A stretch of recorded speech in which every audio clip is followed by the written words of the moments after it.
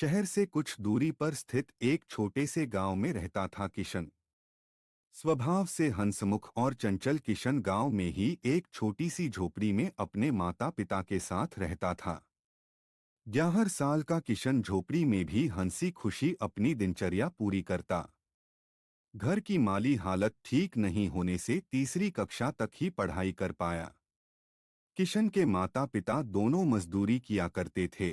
कभी कभी किशन भी उनके साथ चला जाया करता। लेकिन किशन को अपनी माता का मजदूरी करना अच्छा नहीं लगता था।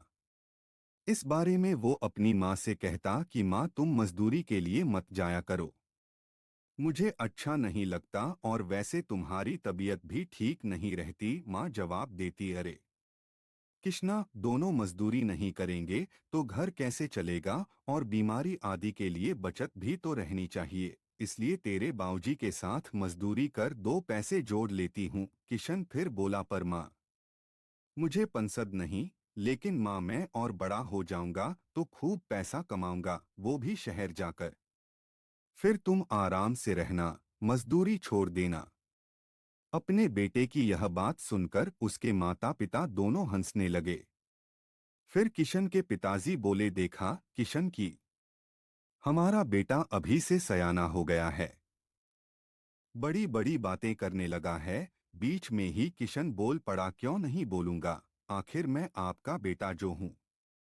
मुझे भी एक अच्छे बेटे की तरह अपना फर्ज निभाना है, आपकी सेवा करनी है। किशन की ये बातें सुन पिता को गर्व होने लगा और माँ की आंखों से तो आंसू ही छलक पड़े। दिन बीतते रहे। इसी दौरान किशन की माँ की तबीयत दिनों दिन खराब होती चली गई। मजदूरी के लिए जाना भी बंद हो गया था, और एक दिन गंभीर बीमारी के कारण किशन की माँ का निधन हो गया। सभी का बुरा हाल था। सबसे ज्यादा किशन को सदमा लगा। सदा हंसमुख रहने वाला गुमसुम और उदास सा रहने लगा। किशन के पिताजी उसकी यह हालत देखकर बहुत दुखी होने लगे। वे किशन को समझाने बहलाने की बहुत कोशिश करते, पर किशन इस सदमे से उभर नहीं पा रहा था। इसी बीच किशन के पिताजी को विचार आया कि गांव छोड़कर शहर चला जाए, क्योंकि किशन को भी शहर जाने की बड़ी इच्छा रही थी। शायद माहौल बदलने से किशन का मन भी बहल जाएगा। किशन के पिताजी झोपड़ी बेचकर किशन के साथ हमेशा के लिए शहर चले आए। शहर में एक छोटा सा कमरा किराए पर लेकर रहने लगे।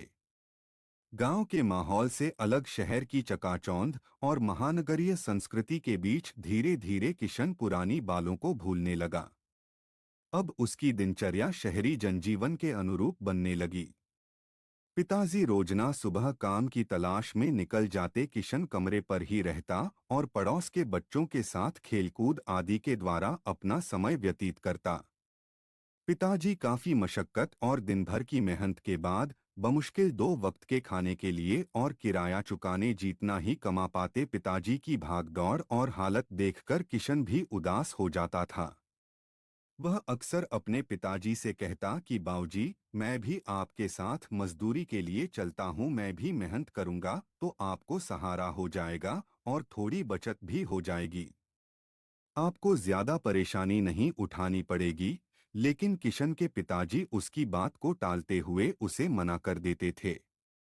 रोजाना की तरह मजदूरी पर निकले किशन के पिताजी देर शाम तक घर पर नहीं लौटे।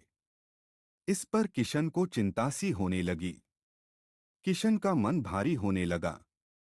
रात हो चली थी पर अभी तक किशन के पिताजी नहीं आए। तभी एक पुलिस वाला मकान के पास पूछताछ करता हुआ पहुंचा।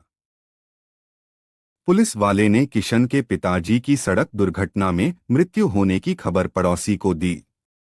फोटो के आधार पर पहचान करवाई गई। पड़ोसी ने किशन को उसके पिताजी की सड़क दुर्घटना में मौत होने हो जाने के बारे में बताया। इतना सुनते ही किशन जोर जोर से रोने लगा। उसके ऊपर पहाड़ सा टूट गया। आसपास मौजूद लोगों ने उसे संभाला। किशन का बुरा हाल था। दूसरे दिन सरकारी मदद से उसके पिताजी का अंतिम संस्कार कर दिया गया। किशन कुछ दिन किराए के कमरे में बेसुध रहा। बचत के रुपए भी अब खत्म होने लगे थे। कमरे का किराया भी चुकाने को नहीं था। आखिरकार मकान मालिक ने भी किराया नहीं देने के कारण उसे कमरे से बाहर निकाल दिया। अब किशन अपने कपड़ों और थोड़ा सा सामान एक थैले में समेटकर वहां से चला गया। शहर की सड़कों पर ठोकरें खाते खाते शाम हो गई। रात होने वाली थी।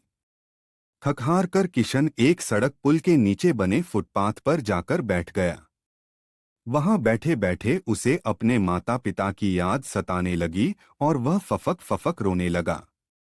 तभी पीछे से एक आवाज आई, अरे बेटा, तुम रो क्यों रहे हो? किशन ने पीछे मुड़कर देखा तो एक बुजुर्ग खड़ा था। बुजुर्ग किशन के पास आकर बैठ गया और किशन से उसका नाम और रोने का कारण पूछा। किशन ने अपने आंसू पोंछे। किशन ने उस बुजुर्ग को पहले अपना नाम बताया, फिर अपनी आपबीती सुनाई। किशन की बातें सुन बुजुर्ग भी दुखी सा हुआ और उसके सिर पर हाथ फेरते हुए बोला, बेटा, तुमने बहुत दुख देखे हैं, शायद ऊपर वाले को यही मंजूर था। लेकिन अब रोना छोड़ो और हिम्मत से काम लो। थोड़ा सा सहज होने पर किशन ने बुजुर्ग से पूछा, बाबा, आप यहीं फुटपाथ पर रहते हो? आपका कोई अपना नहीं है क्या?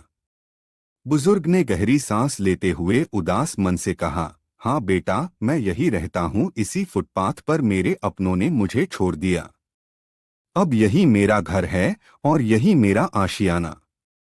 किशन ने उत्सुकता के साथ पूछा, बाबा, ऐसा क्या हुआ था आपके साथ जो इस उम्र में फुटपाथ पर रहना पड़ रहा है? बुजुर्ग ने जवाब देते हुए कहा, बेटा, मेरा भी भरा भूरा परिवार था। मैं एक सेठ जी के यहाँ मुनीम था। मेरी धर्मपत्नी ने जीवन भर मेरे हर सुख दुख में मेरा साथ दिया। मेरे दो बेटे हुए। मेरी हैसियत से बढ़कर उन्हें पढ़ा लिखाकर काबिल बनाया। दोनों की शादी भी अच्छे से की। पर दोनों बहुओं के आने के बाद मेरे बेटे दूर होते चले गए। 7 साल पहले मेरी पत्नी का देहांत हो गया। उसके जाने के बाद मैं और अकेला हो गया। 3 साल पहले मुझे करंट लग गया। जान तो बच गई, लेकिन मेरा एक हाथ सुन्न हो गया। घर पर ही आराम करने लगा। नौकरी भी चली गई। डॉक्टर ने कहा था कि हाथ में हलचल शुरू हो जाएगी, पर कितना समय लगेगा कह नहीं सकते। एक तरह से लाचार और बेबस सा घर पर ही रहने लगा। मेरी बहुओं को मैं बोझ लगने लगा। उनसे सहा नहीं जाता था। कहा, मेरी धर्मपत्नी ने जीवन भर कभी भी उफ तक नहीं किया और इन बहुओं से खरी खोटी सुनाए बिना रहा नहीं जाता था। बहुओं के कहने में आकर मेरे बेटों ने मेरा तिरस्कार कर एक वृद्धाश्रम में छोड़ाए। रोने और हताश होने के अलावा मेरे पास कोई चारा नहीं था। थोड़े दिन वहां रहा, पर वहां का माहौल मुझे और ज्यादा गमगीन करने लगा। इसलिए मैं वृद्धाश्रम छोड़कर चला आया। बस तभी से इसी फुटपाथ पर जिंदगी के दिन बिता रहा हूँ। ऊपर वाला जैसा चाहेगा और जब तक चलाएगा, हमें चलना होता है। बुजुर्ग की बातें सुनकर किशन बोला, बाबा, आपके साथ बहुत बुरा हुआ। उन्हें ऐसा नहीं करना चाहिए था। बुजुर्ग ने किशन की बात काटते हुए कहा, रात हो गई है, कुछ खा लो, फिर सोना भी है। बुजुर्ग ने अपने पास रखी रोटी सब्जी किशन को खाने के लिए दी। खाना खाने के बाद बुजुर्ग ने अपने थैले से एक चद्दर निकालकर बिछाई और किशन को उस पर सोने के लिए कहा। दोनों बतियाते हुए सो गए। दूसरे दिन सुबह बुजुर्ग जल्दी उठ गया। बुजुर्ग ने किशन को जगाते हुए चाय पीने के लिए दी और अपनी दिनचर्या के बारे में बताने लगा। बुजुर्ग बोला, बेटा, काम की तलाश में रोजाना निकल जाता हूँ। किसी दिन काम मिल जाता है, कभी नहीं मिलता। कमाई भी इतनी ही होती है कि 2 वक्त की रोटी का इंतजाम हो जाता है। जिस दिन काम नहीं मिलता तो उस दिन दानदाताओं से खाने के लिए तो मिल ही जाता है। इस शहर में अभी तो मैं जाता हूँ, फिर शाम को मिलते हैं। अब फुटपाथ पर रहने के हिसाब से किशन की दिनचर्या बन चुकी थी। बुजुर्ग ने किशन को हिसाब किताब करना, शहर में काम की तलाश करना, मेहनत और मजदूरी करने के तरीके जैसी कई चीजें सिखाई। जल्द ही किशन शहर के उस माहौल में भी टल गया। किशन भी रोजाना काम की तलाश में चला जाता। किसी दिन काम मिलता तो कभी खाली हाथ ही लौटना पड़ता। काम के बदले थोड़ा ही दाम मिल पाता, पर किशन इसी से संतुष्ट रहता। हर शाम लौटने के बाद किशन अपने दिन भर के किस्से बुजुर्ग को बताता था। बुजुर्ग भी किशन की बातें सुनकर उसे आगे बढ़ने के कई तरीके बताकर उसकी मदद किया करते। एक बार बुजुर्ग देर शाम तक वापस नहीं लौटा तो किशन चिंतित होने लगा। लेकिन थोड़ी रात होने पर किशन को बुजुर्ग आता दिखाई दिया। बुजुर्ग दर्द से कहराता हुआ किशन के पास आकर बैठ गया। किशन ने सहमे से पूछा, क्या हुआ बाबा, आप इतना परेशान लग रहे हैं? बुजुर्ग दर्द से कराते हुए, दम भरते हुए बोला, कुछ नहीं बेटा, मोटरसाइकिल से टक्कर लग गई थी, सो मैं गिर गया। गिरने से हाथ में चोट लगने से दर्द बैठ गया है। दर्द का मलहम लेकर आया हूं, सोते वक्त लगाने से आराम आ जाएगा। यह सब देखकर किशन को अच्छा नहीं लग रहा था, क्योंकि बुजुर्ग को उसी हाथ में चोट लगी थी जो बिल्कुल ठीक था। थोड़ी देर बाद बुजुर्ग ने खाने के लिए लाई गई रोटी सब्जी निकाली और खाने के लिए रोटी का निवाला तोड़कर जैसे ही मुंह में डालने लगे तो हाथ में तेज दर्द होने लगा। इसके कारण निवाला मुंह तक लाने में काफी दिक्कत हो रही थी। इससे बुजुर्ग का दर्द से कहराना बढ़ता ही जा रहा था। यह सब देख किशन व्यथित हो उठा और उसने बुजुर्ग से कहा, रुको बाबा, आपको बहुत दर्द हो रहा है और खाने में भी परेशानी हो रही है। लाओ, मैं आपको रोटी खिलाता हूँ। बुजुर्ग ने काफी मना किया, पर किशन से रहा नहीं गया। उसने तुरंत हाथ आगे बढ़ाते हुए अपने हाथों से बुजुर्ग को रोटी खिलाना शुरू कर दिया। किशन बोला, बाबा, आप मेरे पिता समान हो, बल्कि पिता से भी बढ़कर हो। आपने मुझे संभाला है, इस अनजान शहर में जीना सिखाया है।